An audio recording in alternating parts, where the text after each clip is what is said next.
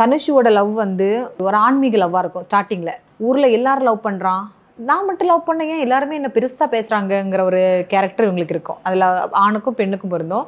ஏன் அப்படின்னா இவங்க வந்து ஒரு வழிகாட்டுதல் இடத்துல உட்காந்துருப்பாங்க. ஸோ அப்போ நம்ம என்ன நினைப்போம், இவங்களுக்கெல்லாம் செட் ஆகாது அப்படி நினைச்சிட்டு இருந்தா இவங்களுக்கு ஒரு காதல் இருக்கும் இல்லையா.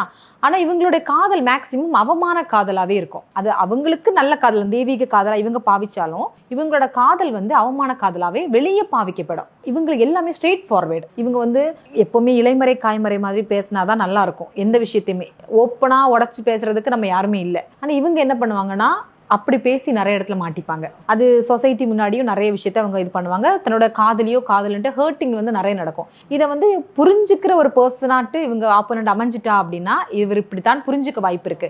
இல்லைன்னா என்ன ஆகும்னா பிரச்சனைகள் வந்துட்டே இருக்கும். இவங்களுக்கும் காதலியோ இல்லை மனைவியோ வந்து பூர்வ ஜென்ம எதிரிகள் தான் வந்து வருவாங்க. ஸோ அதனால தான் அந்த காதலில் என்ன ஆகும்னா அடிக்கடி முட்டுக்கட்டு வந்துட்டே இருக்கும். ஏன்னா இது வந்து உபயராசி, இவங்களுக்கு வந்து காதலியோ காதலும் அமையறதுமே வந்து எதிரி. ஆனா இந்த ஜென்மத்தில் மித்திருக்களாக வாய்ப்பு இருக்கு.